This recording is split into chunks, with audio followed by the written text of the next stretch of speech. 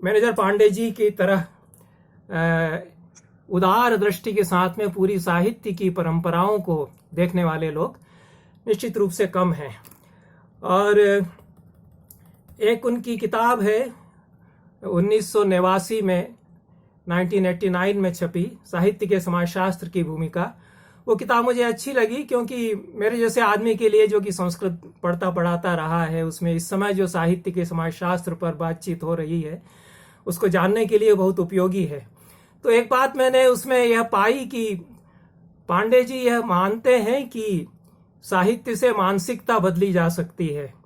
उन्होंने प्रेमचंद का उदाहरण उसमें दिया और उन्होंने कहा कि देवकीनंदन खत्री ने उपन्यास लिख करके हिंदी का एक बड़ा पाठक वर्ग तैयार किया। जैसा रामचंद्र शुक्ल जी ने कहा कि देवकीनंदन खत्री का एक बड़ा योगदान यह है कि उन्होंने हिंदी का एक बहुत बड़ा पाठक वर्ग तैयार किया। केवल यही योगदान मैं नहीं मानता। देवकीनंदन खत्री जी के उपन्यास जब मैंने पढ़े, जब मैं शायद स्कूल में था, उस समय भी मुझे लगता था कि केवल तिलिस्म और कौतुक भर ही नहीं है, और भी उसमें बहुत कुछ है। अब तो मुझे और भी लगता है कि वो बहुत कुछ कह रहे हैं उसके द्वारा।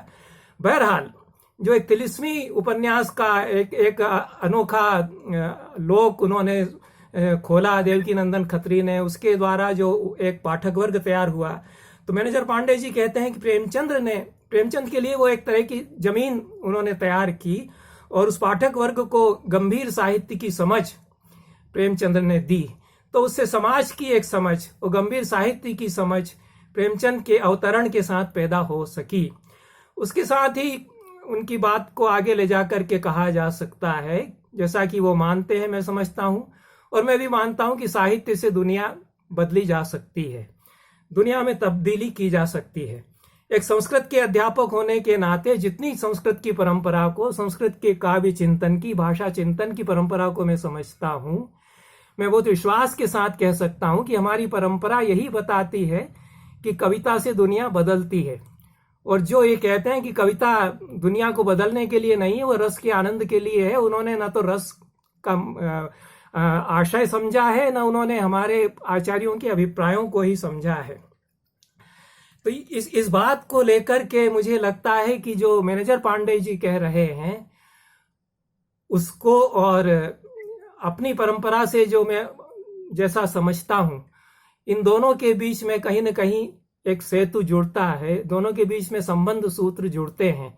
और देवेंद्र चौबे जी ने अब जो फिल्म अभी देख रहे थे, बहुत खूबसूरत फिल्म बनी, बहुत अच्छी फिल्म बनी। इतनी अच्छी फिल्म भी किसी हिंदी के बड़ी विभूति पर कम देखने को मिलती है, तो उसके लिए भी मैं बधाई देता हूं।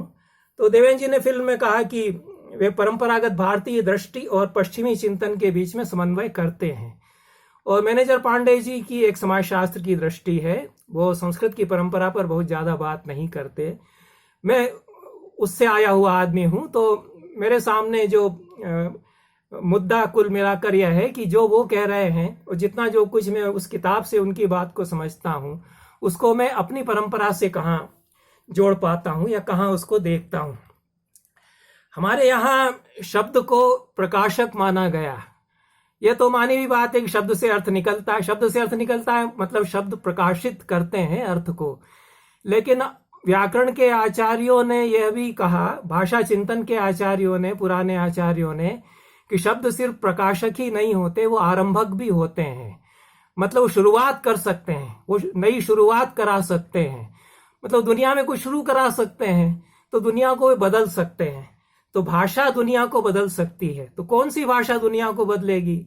हर तरह की भाषा तो दुनिया को नहीं बदलेगी। जो मैं यहाँ कुछ बोल रहा हूं उससे तो दुनिया की तस्वीर नहीं बदलने वाली है। तो ये कहा गया कि जो कवि होते हैं उनकी भाषा से दुनिया बदल सकती है। और वो शब्द ब्रह्म का सिद्धांत फिर आया कि शब्द ब्रह्म का विवर्त है, सारी दुनिया है, शब्द में ही सारी दुनिया समाई हुई है, शब्द से रची जाती है, उससे बनती है, उससे बदलती है। तो कविता की दुनिया, साहित्य की दुनिया में सारी दुनिया बाकी की है और उससे बदल सकती है। ये हमारे यहाँ वेद से लगा करके बाद तक जितना भाषा चिंतन है उसमें ये बात कही जाती रही। वेद में वाक सूक्त है, वागम्भृणी सूक्त है, तो उसमें वाक मतलब स्पीच या भाषा, वो कह रही है कि मुझसे दुनिया निकलती है, मैं ही दुनिया को बनाती हूँ, जो कुछ होता है सब मेरी वजह से होता है।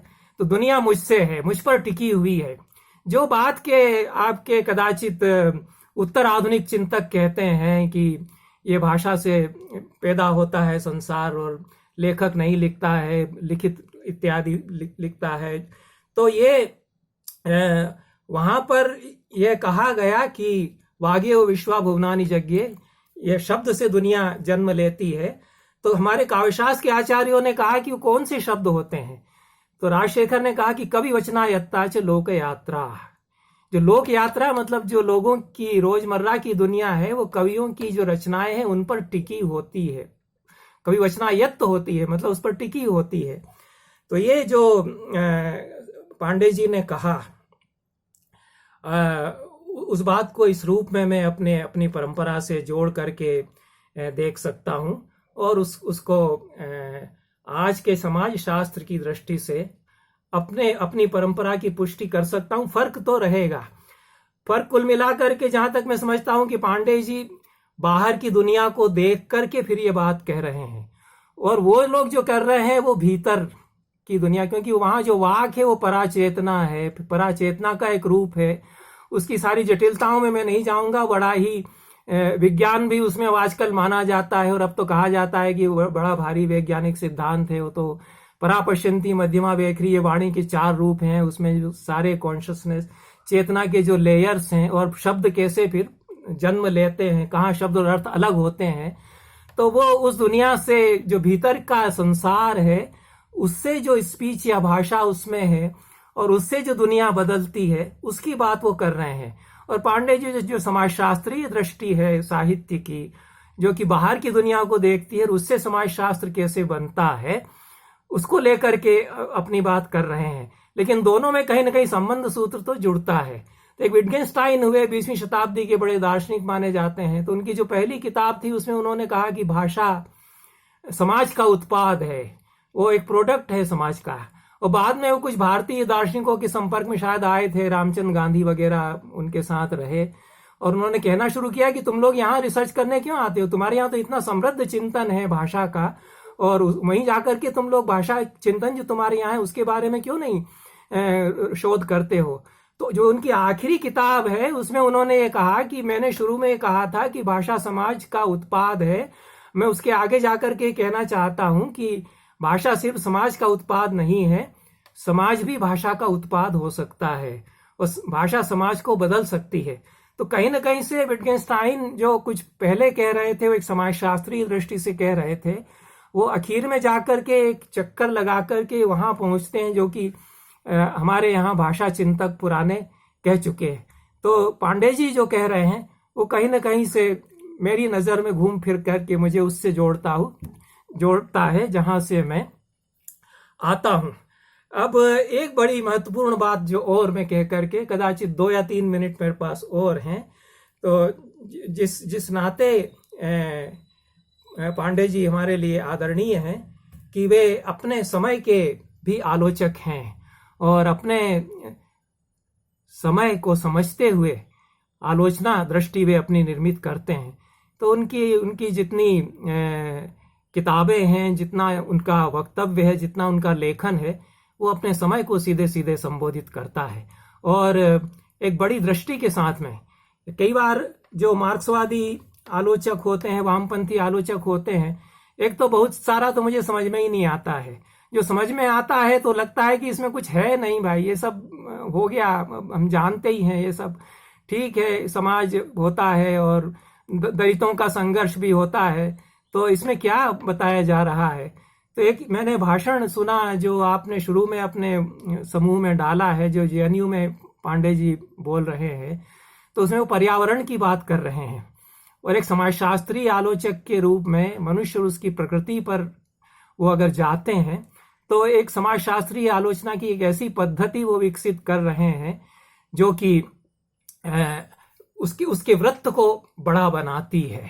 तो मैं समझता हूं कि इस रूप में हमारे लिए, हम सब के लिए पांडे जी का एक आलोचक के रूप में बड़ा अवदान है और उन्होंने आलोचना पर केंद्रित रखा अपने आप को, चाहे वो सैद्धांतिक आलोचना हो, चाहे वो तुलसीदास की सूर की आलोचना हो, अन्य कवियों की आलोचना हो, सभी में सैद्धांतिक आलोचक और व्यवहारिक आलोचक दोनों के रूप में बड़ा वृत्त वे अपना बनाते हैं।